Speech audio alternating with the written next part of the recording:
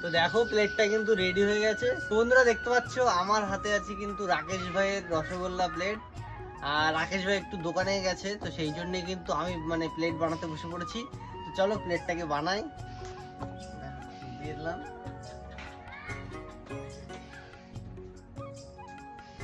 চলে গেল কিন্তু ডাইসে।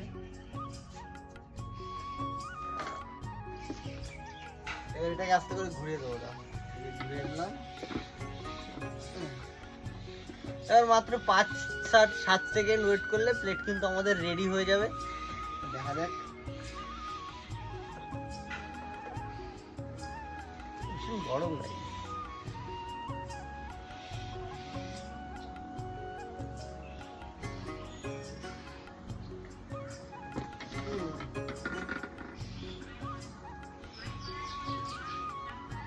তো দেখো প্লেটটা কিন্তু রেডি হয়ে গেছে। আর আমি প্লেটটা কেমন বানালাম অবশ্যই কিন্তু কমেন্টে জানাবে। দেখা যাচ্ছে। চলো টাটা।